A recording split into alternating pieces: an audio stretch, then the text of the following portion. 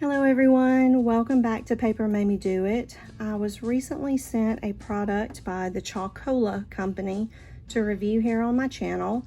So in this video, I'll be showing you everything that is included in this 28 color watercolor brush pen set. I'll then do a voiceover as I go through the swatches of each of these brush pens. I will also show how they perform and look on a few different types of paper. And I'll also insert some footage at the end of a demonstration of them in use in a project or two. I will wrap it up at the end with my honest review and opinion on this product. And if you decide this is something that you would like to purchase and try, I will include a discount code here on the screen as well as in the description below. So let's get started. In the packaging, which is plastic, it has a little overview of the color family that is included. And when you open the box, you will receive the watercolor brush pens on plastic trays in 2 layers, as well as 2 water brush pens. Now, the water brush pens each have a different tip. So one includes a flat tip, and the other includes a more pointed, fine tip, like so. One of the first things I noticed as I was doing the swatches for these pens is that they are not labeled in any way in terms of a color name or number. What they have done instead is color the entire barrel to represent the color of watercolor that is in each brush pen. So the 28 colors come on 2 trays like this. It is a pretty nice variety.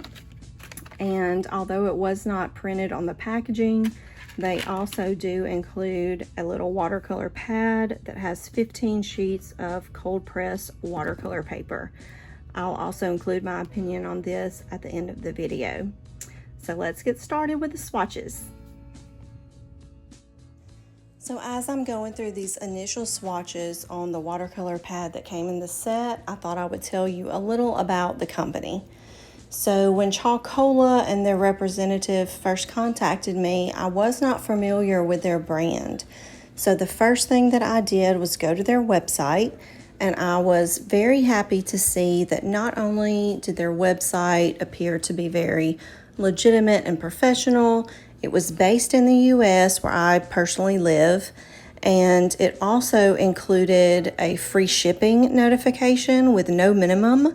So if you are a frequent online shopper like me, that's always, a plus, cha-ching.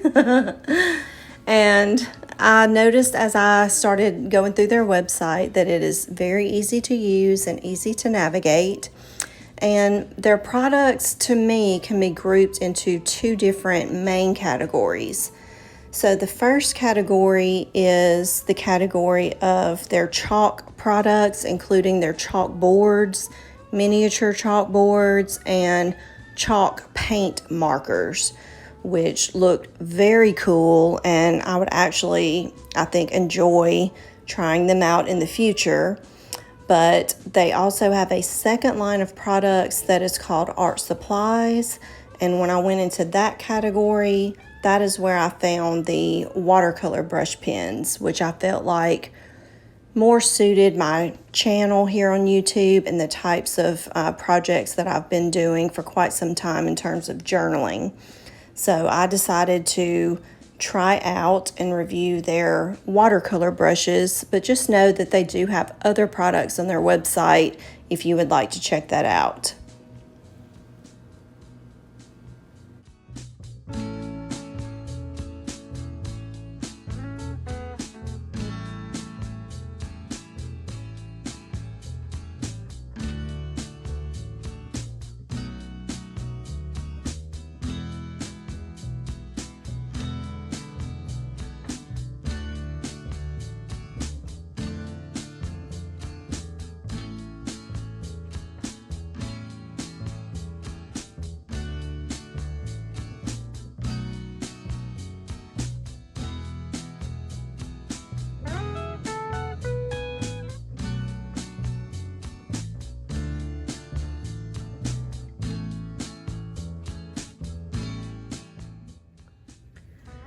So how do these products perform on Tomoe River paper?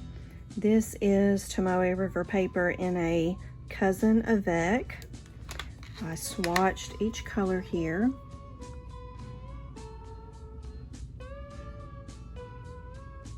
So to give you an idea of the vibrancy of the color palette. And then in terms of shadowing or bleed through, this is what you can expect in a Hobonichi or similar Tomoe River paper. Some light shadowing, but no bleed through. These are how the swatches turned out on a B6 Stalogy notebook. Now, I took just a few of the colors here and did what I do when I often test fountain pen ink and look at the layering. So this was one swipe, and then I went back to 2/3 of the area, did 2 swipes, and then on the last third of the area did a 3rd stripe for layering. So you can see that toward the end you get a little deeper color because that's 3 layers, 2 layers, 1 layer. And on the back side, Stalogy paper tends to bleed through a hair more than Tomoe River in general, in my experience. But you can see that in the bulk of the swatches, there is shadowing, but no bleed through. You can see that there are certain areas that are trying to bleed through when I layered the colors.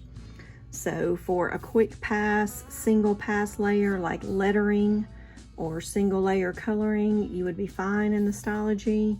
For more detailed art projects where you would be layering colors on top of one another or in duplicate layers, you more than likely would get a little bleed through.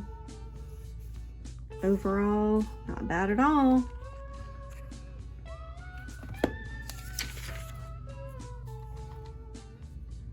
So the last paper sample I'm going to show is an Archer and Olive. This is a B6 dot grid Archer and Olive notebook.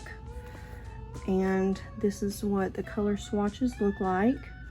I took 6 square blocks or grid marks across and did that same layering process again. So the first 2 blocks are 1 layer. These center 2 blocks represent 2 layers of color, and then the last 2 blocks represent 3 very saturated layers of color. And my mistake, I just flipped to a blank page to do this, and I wasn't thinking about there already being ink on the back side. That being said, if there had been any bleed through, I feel like it would still have shown up here on the back page, even though there is other writing there.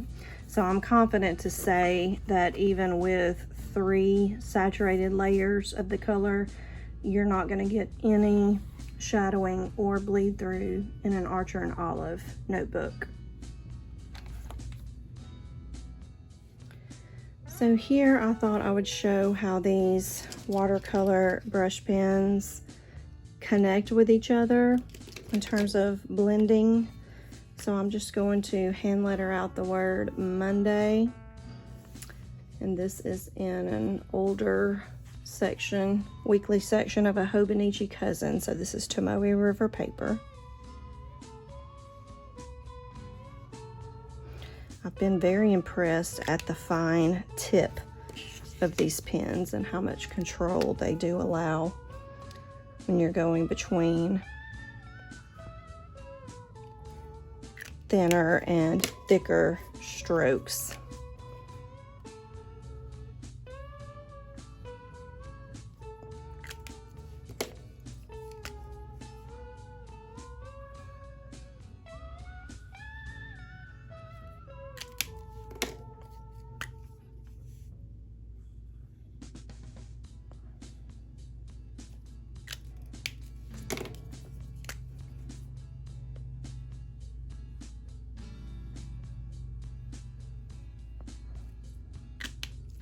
Okay, so there is the word Monday for you.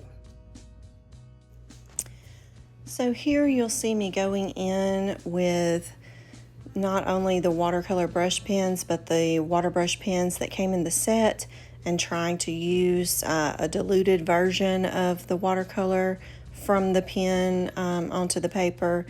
You can see that it was very faint in that regard. So I feel like I will definitely use these water brush pens in the future, but more than likely I'll be using them with traditional watercolors that come in pans. In terms of these watercolor brush pens, although I've only had them a few days, from my experience so far, I feel like they work better when they're used directly onto the paper and not through the water brush pens that come in the set. In terms of blending with the watercolor pad that comes in the set, the blending was not the best. So in fairness, I did pull a sheet of premium Arches watercolor paper to compare, and the watercolor brushes did blend much better on the Arches watercolor paper. So that being said, I feel like the lack of blendability on the paper that comes in the set is more of a reflection of the quality of that watercolor paper and not the watercolor brush pens themselves. I feel like that would only matter to a professional artist who would be using these for fine art type art projects.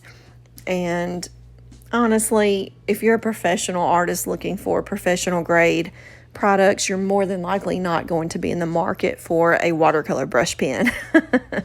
So that being said, if you are more like me and possibly consider yourself like an artist at heart, if you like to do hand lettering in particular, I was very impressed at how well these watercolor brush pens performed for hand lettering because of the control and the fineness in the tip.